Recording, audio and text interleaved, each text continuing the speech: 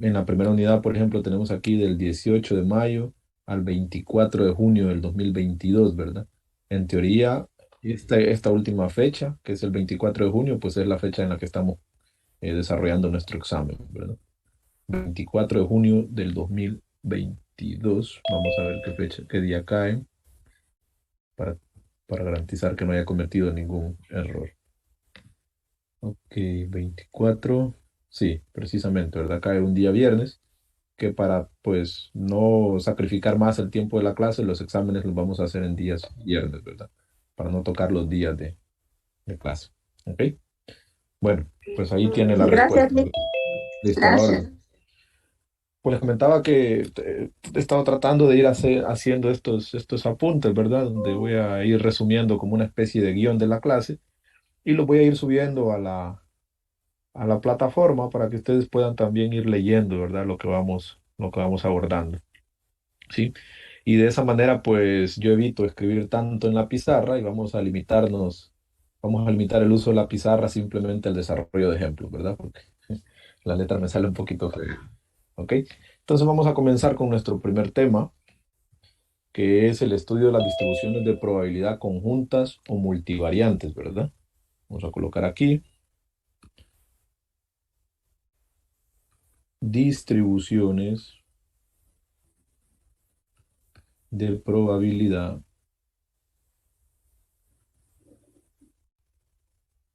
Yo lo voy a dejar como distribuciones de probabilidad conjunta, ¿sí? Ese es el primer tema que vamos a abordar. Bien, entonces nos vamos a ir a los apuntes y vamos a comenzar con la lectura, ¿verdad? Para eso le voy a pedir a Isnelda, ya que tenía ahí el micrófono abierto al inicio, que nos ayude con la lectura del primer párrafo. Ya, ahorita permítame, Liz. Listo. En la práctica es común sentir interés por más de una característica. No sé si me Recording in escuchan. progress. Sí, sí se escucha. Permítame. Por más de una característica de una muestra o población. Es decir, un mismo conjunto de datos puede proveernos de varias variables aleatorias que se relacionan entre sí, por el simple hecho de caracterizar a los mismos sujetos de prueba. Por ejemplo, podría suceder que una persona esté interesada en conocer la forma en que se distribuyen los pesos y las estaturas de los individuos en una determinada región. Para esto se puede asociar a cada individuo de prueba el par ordenado, peso, estatura, en el que cada componente es una variable aleatoria diferente que podrían distribuirse de formas diferentes.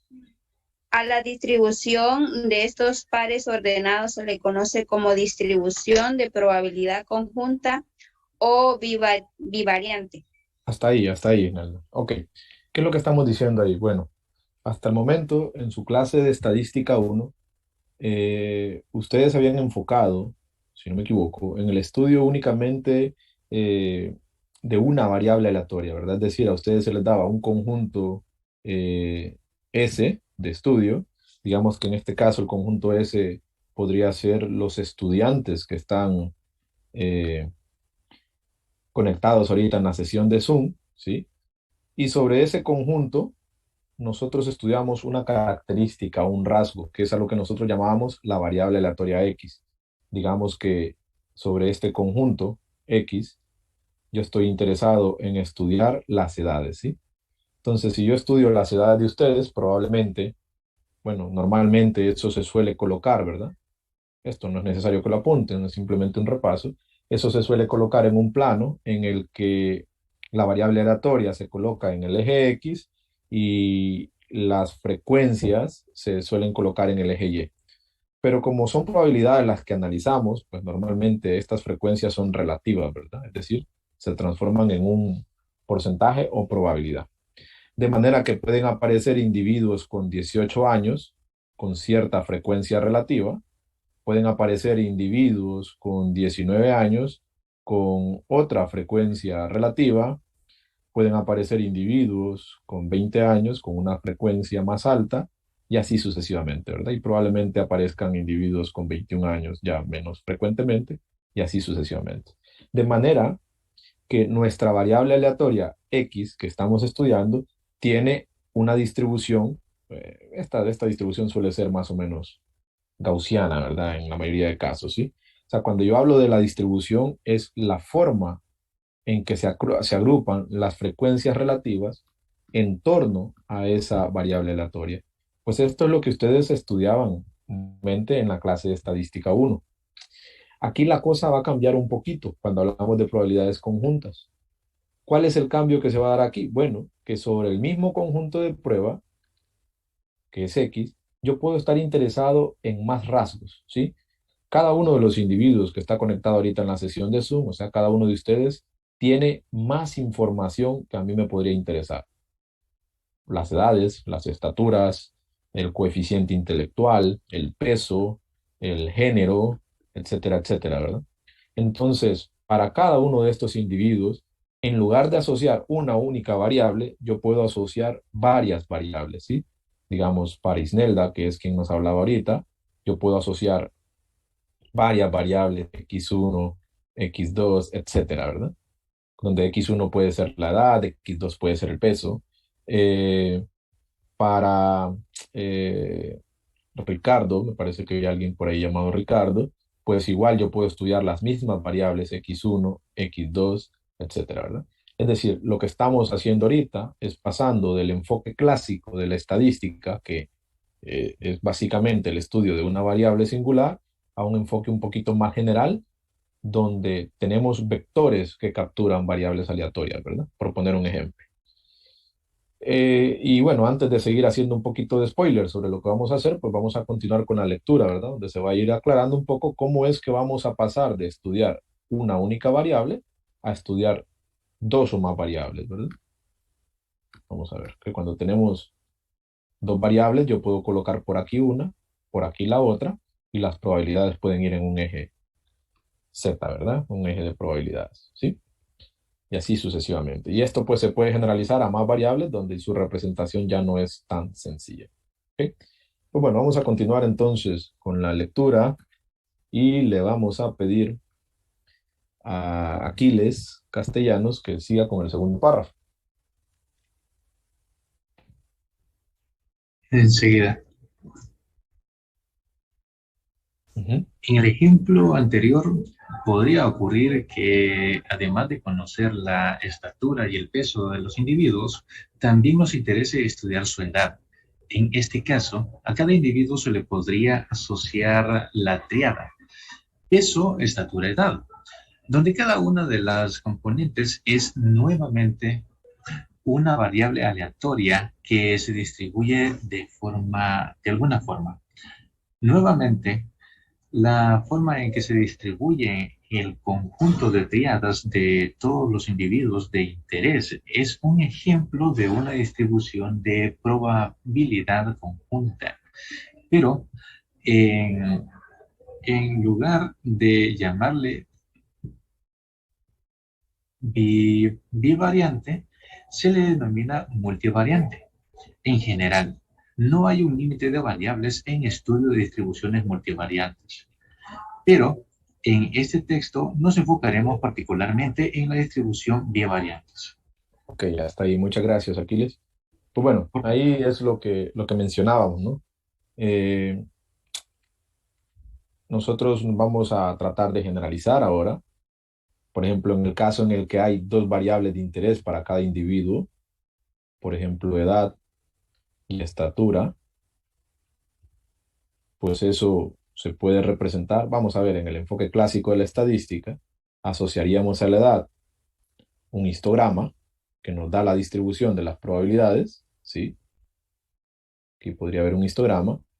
Y a la estatura le podríamos asociar otro histograma que nos da la distribución de las estaturas, ¿verdad?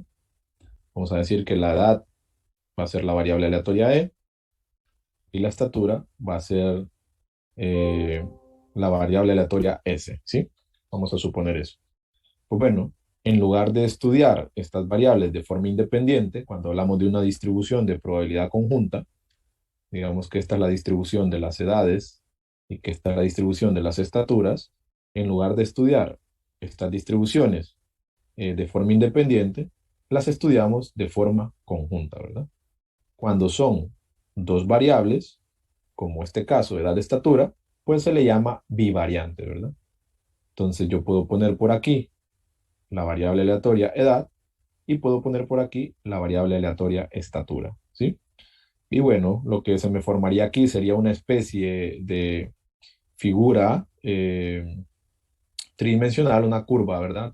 Tridimensional, bueno, una superficie, ¿verdad? Tridimensional que sigue ambas distribuciones, es decir, vendría a ser algo más o menos así, ¿sí? Y esa función que tenemos acá de dos variables, que a, que a cada uno de los puntos que tenemos aquí asocia una probabilidad, pues esto que está aquí sería la distribución de probabilidad conjunta, ¿verdad? Eso en el caso bivariante, ¿sí? Eso en el caso bivariante. ¿Qué es el caso bivariante? Pues que hay dos variables aleatorias, ¿sí? Para más variables aleatorias, para el estudio de más variables aleatorias, pues no tenemos una representación gráfica, ¿verdad? O visual que nos permita a nosotros acoplar estas dos variables independientes en un modelo geométrico, ¿verdad? Pero las ideas se extienden, ¿verdad? Más allá de eso. Bueno, en estos ejemplos que yo estoy colocando aquí, estoy utilizando funciones continuas, ¿verdad? Continua significa pues que yo puedo dibujarlas con un solo trazo, ¿verdad? Pero en general en este libro nosotros nos vamos a enfocar en variables discretas, ¿verdad? ¿Cuál es la diferencia entre continuo y discreto? Antes de continuar, me gustaría que alguien me lo recuerde. Diferencia entre una variable discreta y una variable continua.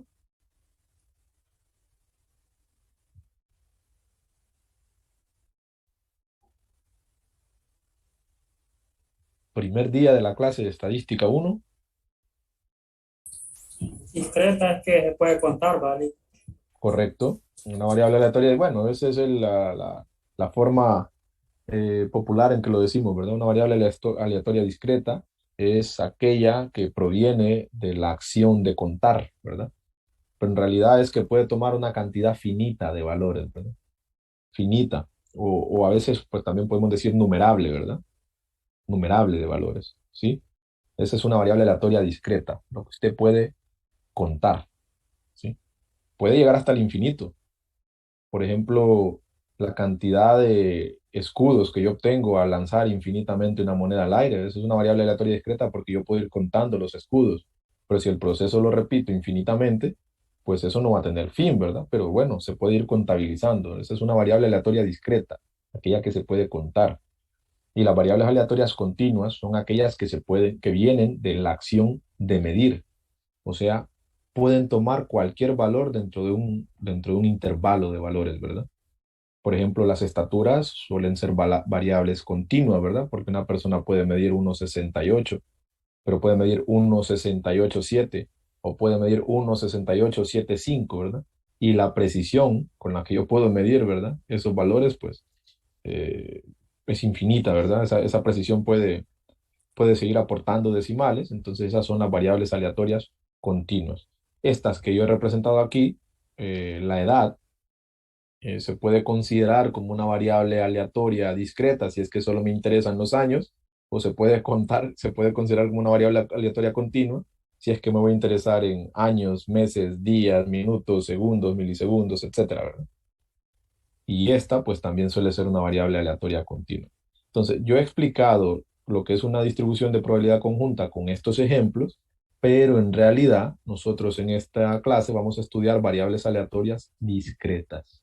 O sea, la estatura y la edad no van a entrar dentro de nuestros intereses, o al menos no mediante estos trazos así continuos, ¿verdad? Bueno, pues eso es importante porque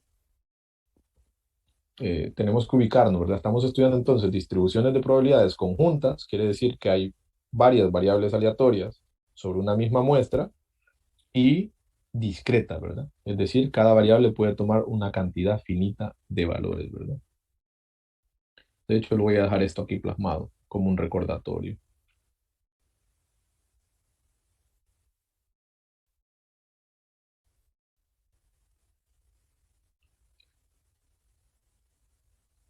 Entonces, discreta es que puede tomar una cantidad finita o contable de valores, ¿verdad? Y continua es que, bueno, y esto proviene del proceso de contar. Continua es que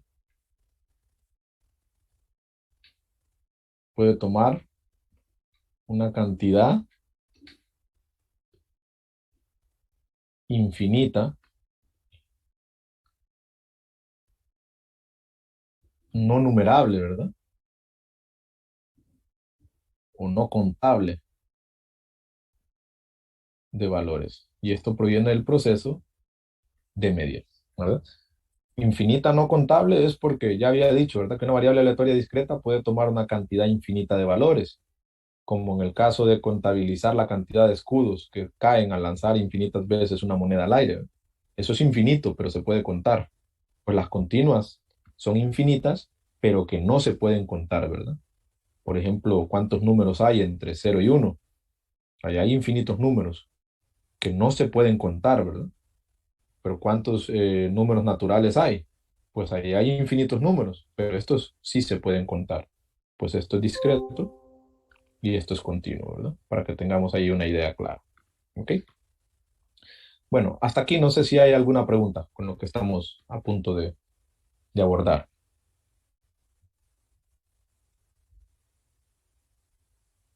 No, ¿Preguntas, Luis. uno?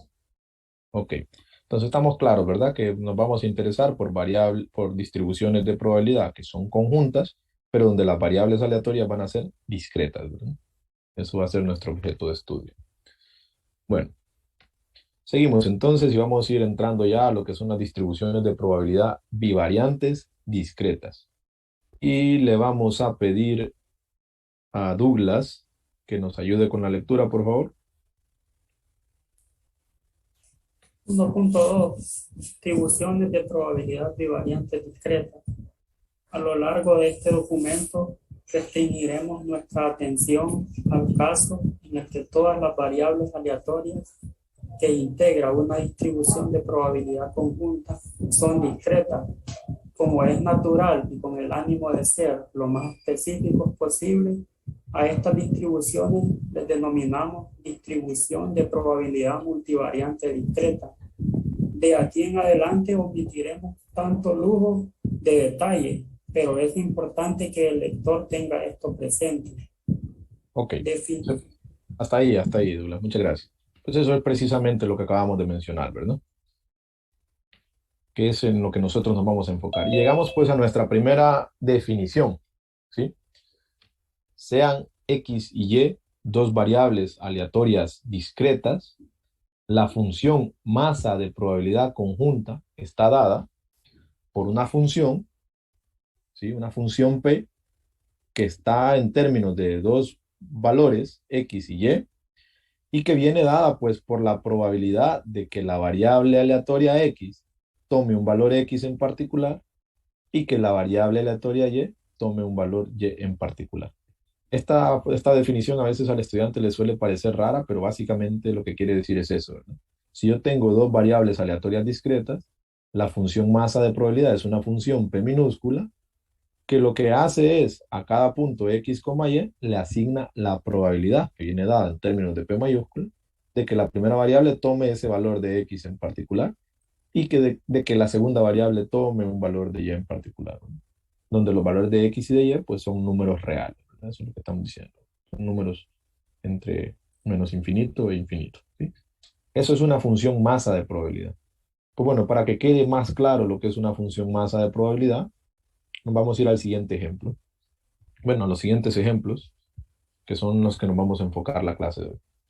El primero dice lo siguiente, y de hecho vamos a hacer algo aquí. Voy a cortar esto y lo vamos a traer para acá.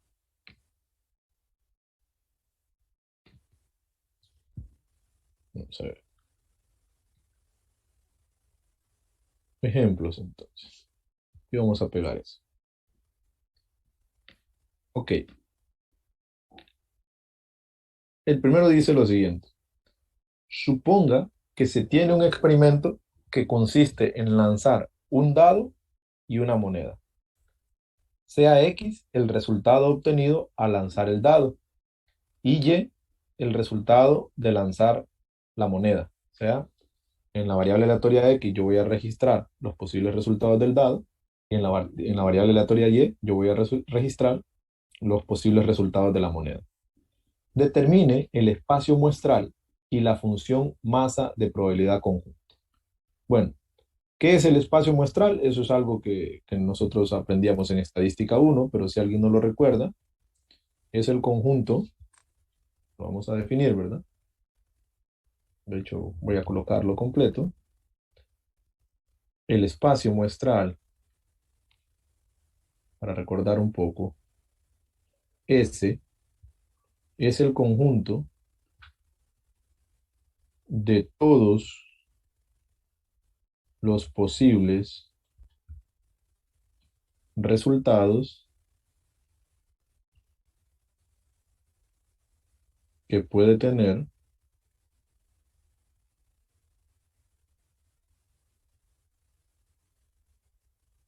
un experimento, ¿sí? Todos los posibles resultados.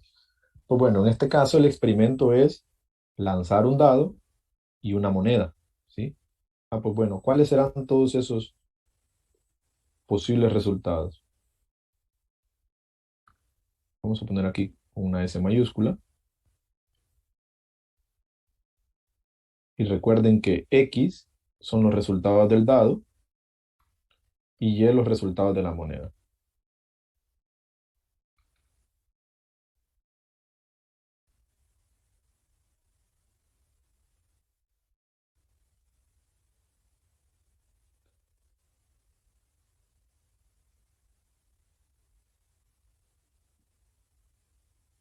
Ok.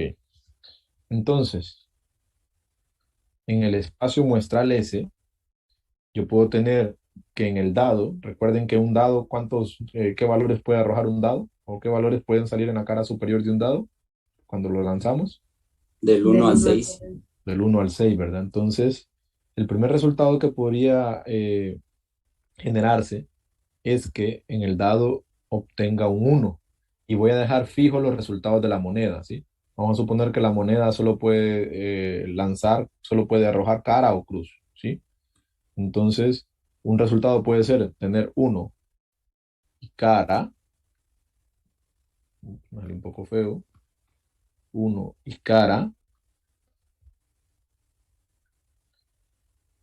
o que en el dado me salga un 2 y en la moneda cara, o que en el dado me salga un 3 y en la moneda cara, 4 cara, 5 cara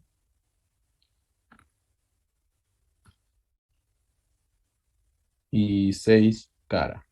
Pregunto, ¿estos son todos los posibles resultados que puede tener este experimento o faltan resultados? Faltan Falta. otros 6. ¿Cuáles resultados faltan? Los de la moneda. Ajá, la moneda puede también tener escudo, ¿verdad? Así que otros posibles resultados serían 1, escudo. Miren, voy a poner una E para decir escudo. 2, escudo. 3, escudo. 4 y escudo. 5 y escudo. Y 6, escudo. ¿Faltará algún otro resultado o tenemos ya todos los resultados ahí? Ya están todos listos. Ya están todos, ¿verdad?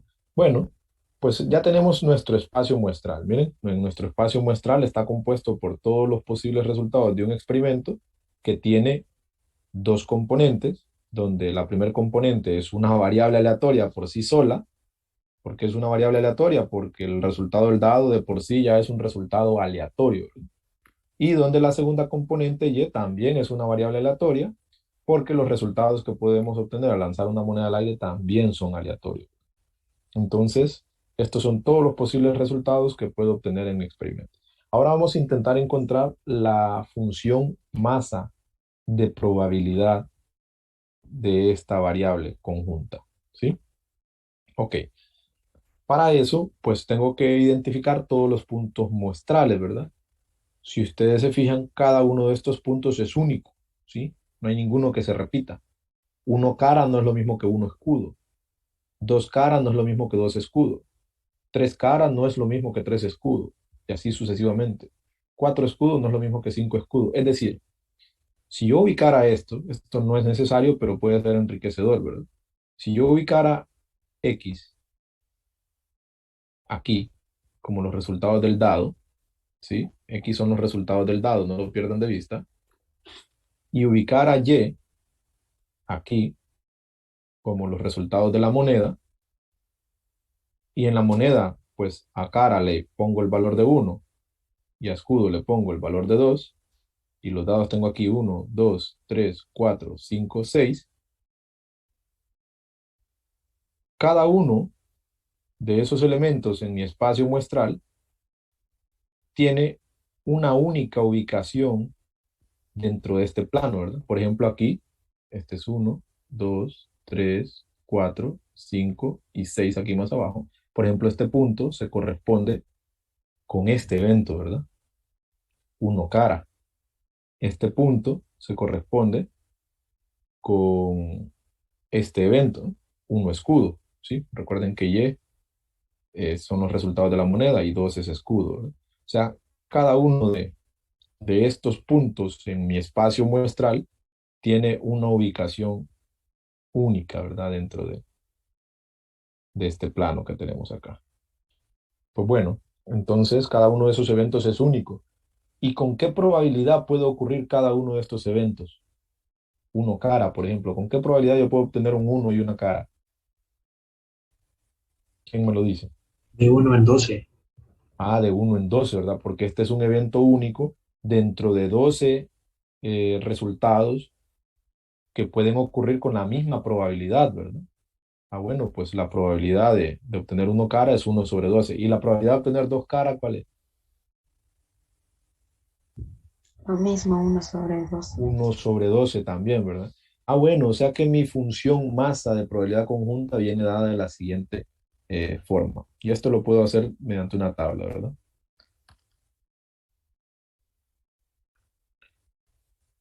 La función masa de probabilidad es, ok, yo ahí tengo dos formas de hacerlo.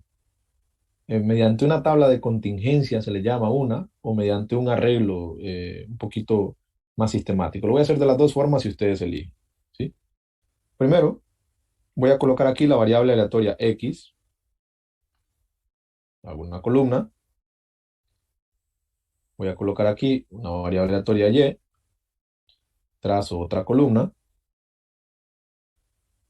y pues luego aquí va a ir mis posibles resultados, ¿sí?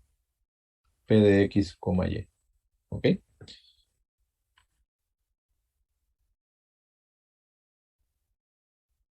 Y vamos a llenar esta tabla con todos los posibles resultados. Eran 12, ¿verdad? Así que yo creo que aquí me va a faltar espacio hacia abajo.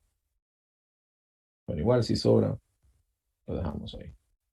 Ok, entonces un posible resultado de la variable aleatoria X es tener 1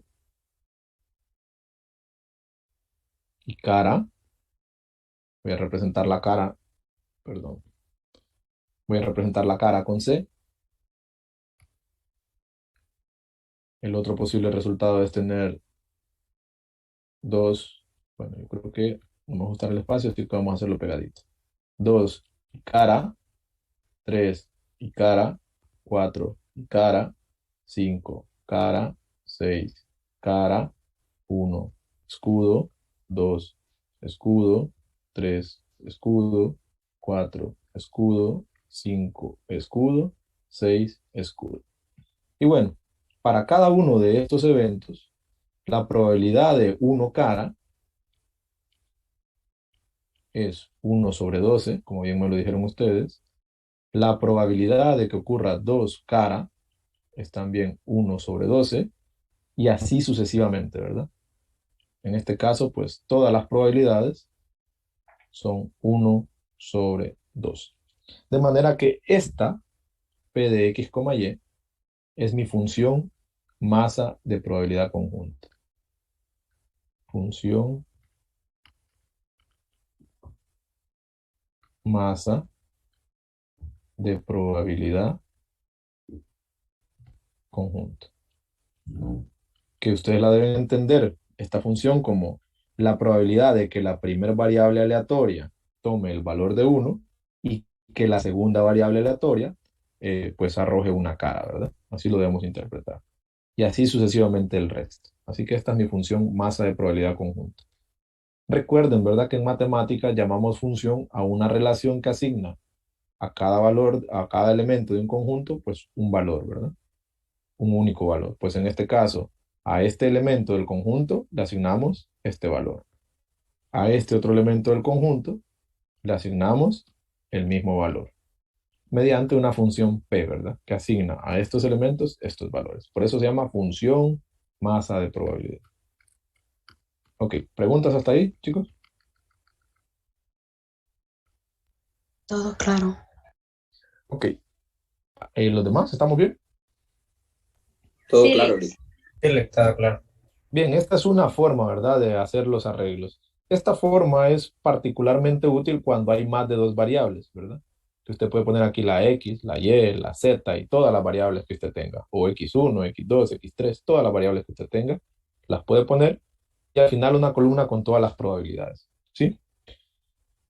Pero cuando hay únicamente dos variables, existe una forma que es un poquito más utilizada, en la que yo puedo poner en una columna, pues, los valores de X y aquí en esta fila los valores de Y, ¿verdad? Esta es otra forma cuando la probabilidad es bivariante, cuando hay únicamente dos variables aleatorias. Pues bueno, por aquí pongo los valores de X, que son 1, 2, 3, 4, 5 y 6. Y por aquí pongo los valores de Y, que son únicamente cara y escudo, ¿verdad? Y ya una vez hecho este arreglo, pues eh, me limito a poner las probabilidades, ¿verdad? Permítanme. Vamos a hacer esto bien. Ahí. No, este sería aquí. Me limito a poner las probabilidades, ¿verdad?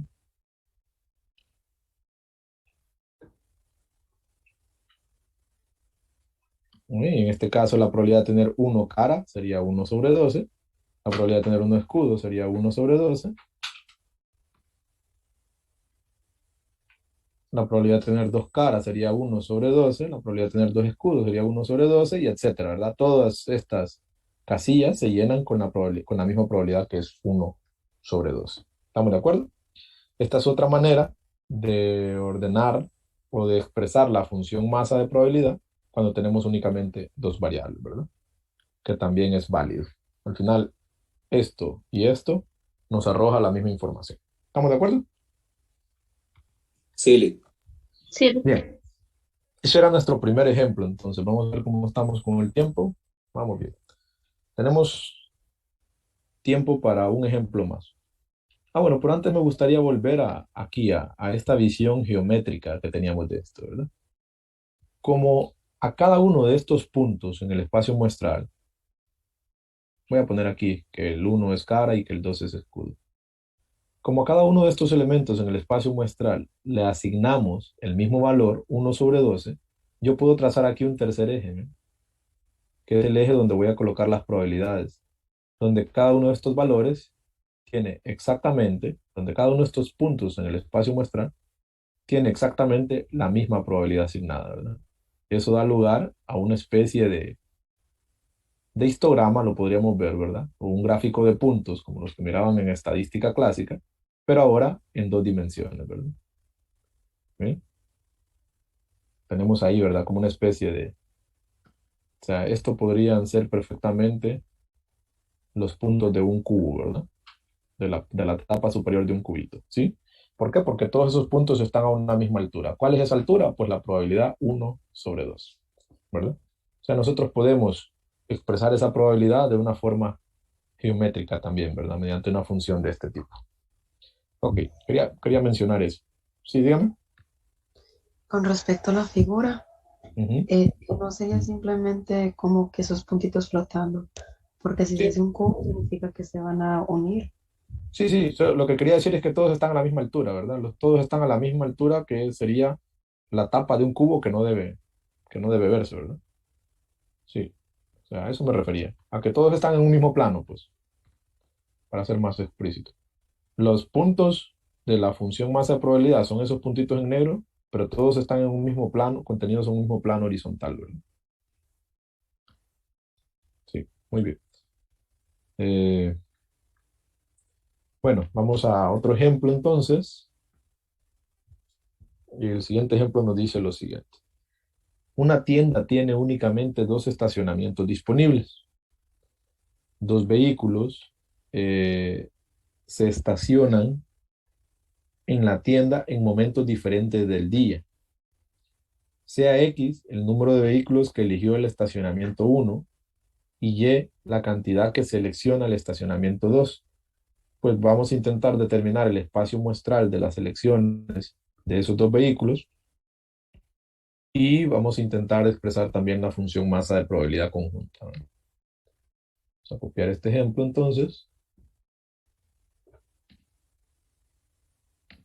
y nos vamos a ir para aquí.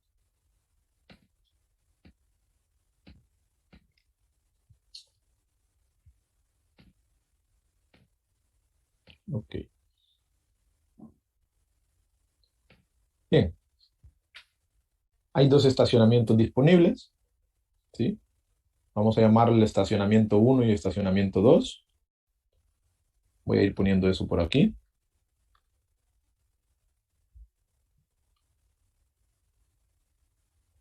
Tenemos dos estacionamientos, que serían el estacionamiento 1 y el estacionamiento 2. Pues tenemos dos vehículos que se van a estacionar en momentos diferentes del día, y pues X va a ser el número de vehículos que elige el estacionamiento 1, ¿no? X, número de vehículos que elige el estacionamiento 1. Y Y, pues va a ser el número de vehículos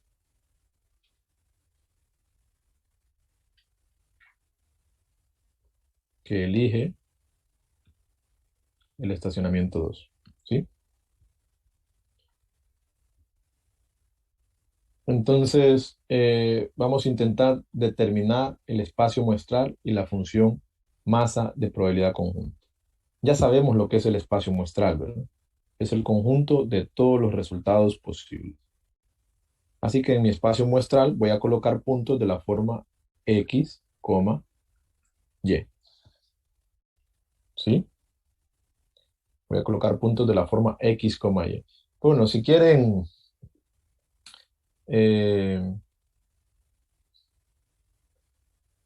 lo podemos hacer así o vamos a hacer un análisis un poquito más desde atrás, ¿verdad? Sí. Eh, sí, vamos a hacer lo siguiente.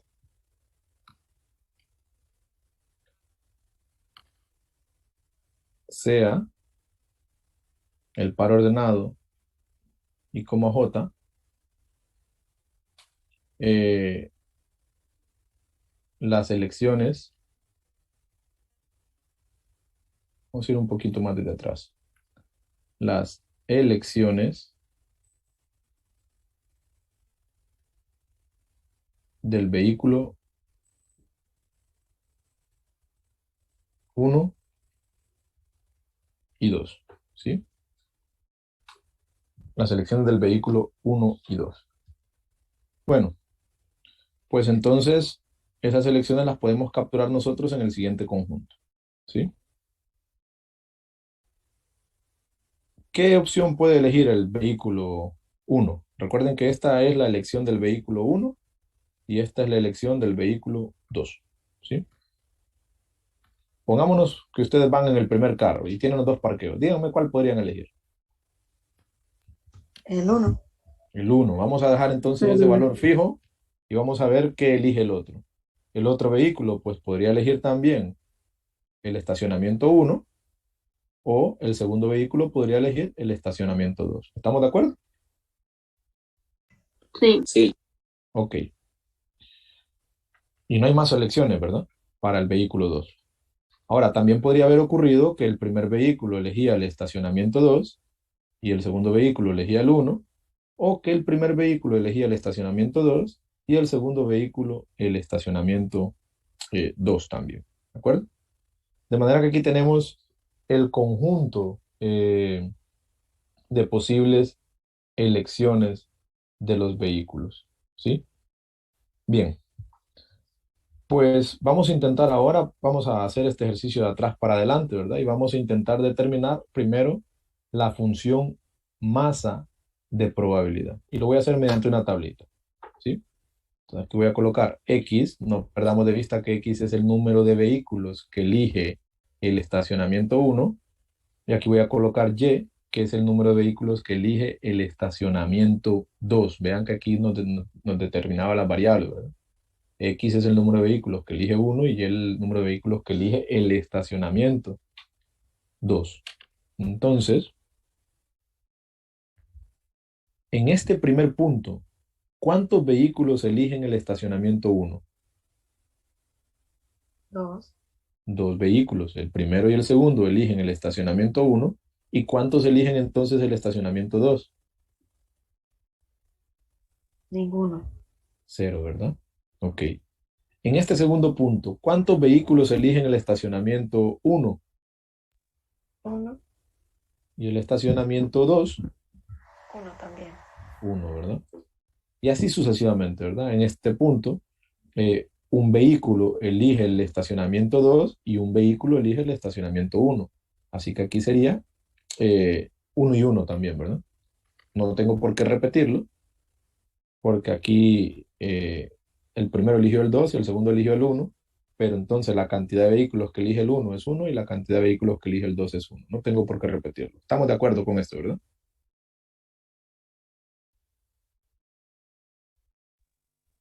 Sí, porque es la misma respuesta. Sí. Y aquí, pues, ¿cuántos vehículos eligen el estacionamiento 1 en esta observación? Cero. Nin- Ajá, cero vehículos eligen el estacionamiento 1. ¿Y cuántos vehículos eligen el estacionamiento 2? 2. El primero y el segundo, ¿verdad? Eligen el estacionamiento 2. Pues bueno, ahora con esto, nosotros estamos en condiciones de determinar nuestra función de probabilidad, ¿sí? ¿En cuántas de estas cuatro observaciones los dos vehículos eligieron el estacionamiento 1?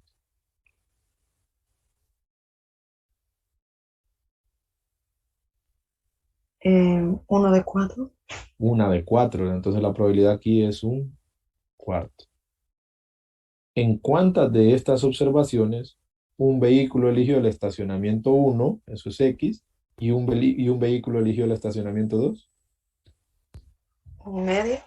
O sea, 2 sobre 4. 2 sobre 4, ¿verdad? Perfecto. Yo prefiero dejarlas todas con el mismo denominador, ¿verdad? Para que sea más fácil después hacer algunas cositas, algunos cálculos.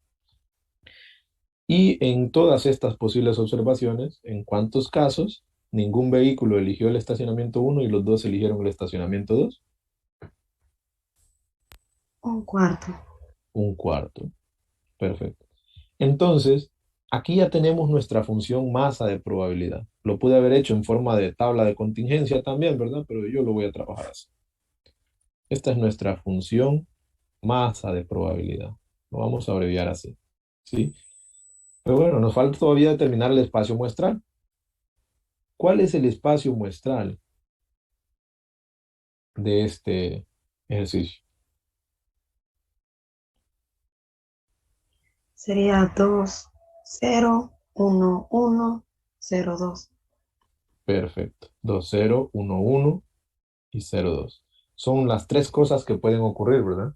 Que los dos autos hayan elegido el estacionamiento 1, que cada auto haya elegido un estacionamiento diferente, o que los dos autos hayan elegido el estacionamiento 2, ¿verdad? Son los dos posibles resultados que pueden haber en nuestro espacio muestral. El espacio muestral está determinado por las variables. En este caso, las variables es el número de vehículos que elige uno y el número de vehículos que elige dos. ¿Por qué hice esto? Para saber de cuántas maneras puede ocurrir cada cosa, ¿verdad? O sea, este análisis que está aquí me permite a mí calcular estas probabilidades, pero mi espacio muestral es otro, ¿verdad? ¿Hay alguna duda con este ejercicio?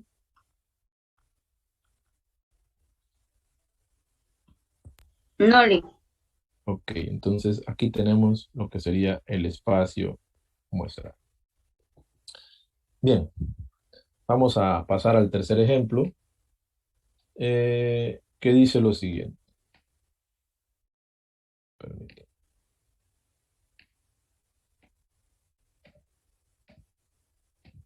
En un pequeño pueblo se clasificó a sus ciudadanos según su grupo de edad y su sexo. Los resultados se agrupan en la siguiente tabla. Aquí tenemos una tabla. Lo que yo pretendo con este ejercicio es que vean que, bueno, vamos a terminar de leerlo primero. Construya la función masa de probabilidad conjunta XY, donde X es el grupo de edad, o sea, niño, adolescente, adulto, anciano, y Y es el sexo de los individuos, o sea, hombre, mujer. Lo que yo pretendo con este ejercicio es que vean que las variables aleatorias no necesariamente son cuantitativas siempre, ¿verdad? Muchas veces las variables aleatorias pueden ser de carácter cualitativo, ¿sí? En este caso, X es el grupo de edad. Y los grupos de edad vienen dados, miren, por cualidades: niños, adolescente, adulto, anciano. Esos son los valores que puede tomar X. Y los valores que puede tomar Y, que es el sexo de los individuos, es hombre o mujer, ¿sí? Pero eso no impide que yo pueda hacer mis análisis de la forma que las estaba haciendo antes, ¿verdad? Una variable de X es el grupo de edad y la otra variable es el género. Y muchas veces lo que ocurre es que a estas cualidades nosotros les damos una etiqueta, un número que las representa. Por ejemplo, yo podría decir que niño va a ser el valor uno de la variable X. Yo podría decir que adolescente va a ser el valor 2 de la variable X, adulto va a ser el valor 3 y anciano el valor 4. Y de esa manera yo puedo nuevamente utilizar, ¿verdad? En X los numeritos para representar los grupos, ¿verdad? Uno niño, 2 adulto, 2 adolescentes, 3 adultos, 4 ancianos. O sea, yo puedo utilizar valores numéricos para representar estas etiquetas. Bien, igual para hombre y mujer, yo puedo decir que la variable Y, el valor uno es hombre y el valor 2 es mujer o viceversa, ¿verdad? Y eso no impide que yo pueda llevar a cabo mis análisis, ¿sí?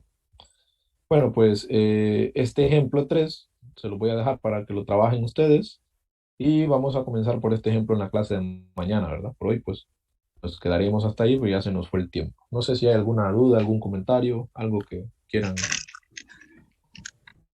agregar. El licenciado, Dígame. el ejercicio está en el libro que nos dijo que teníamos que descargar, ¿verdad?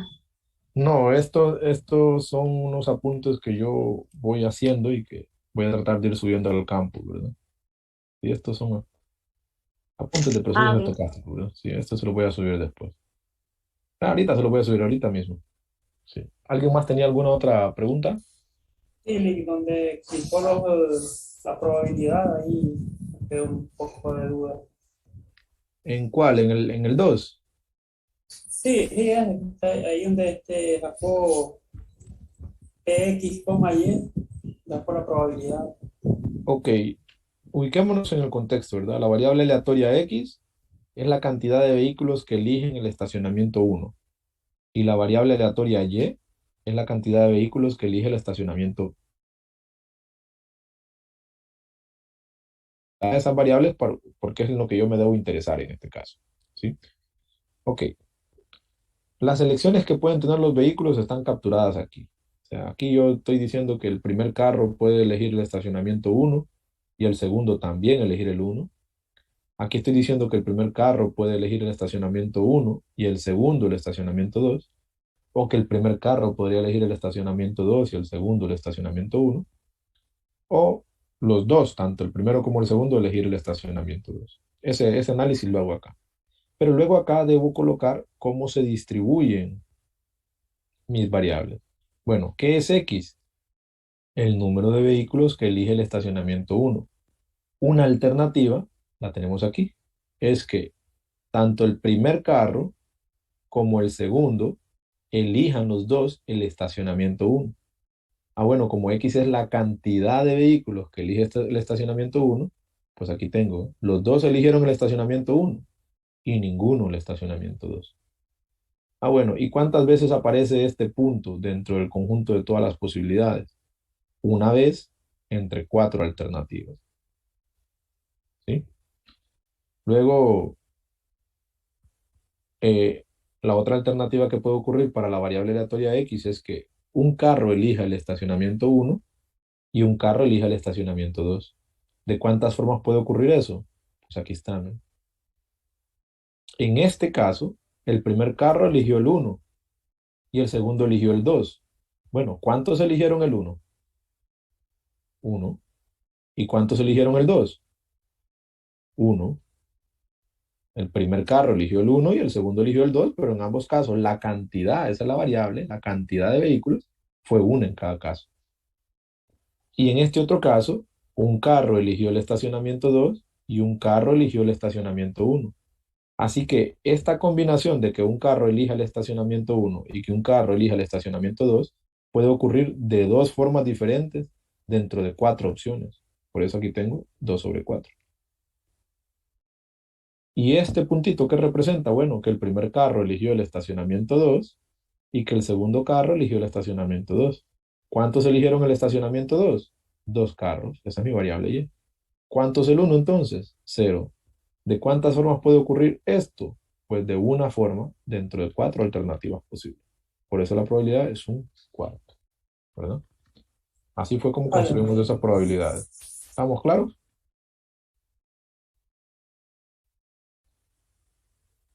Estamos cheques ahora, ¿verdad? ¿Alguna otra pregunta, chicos?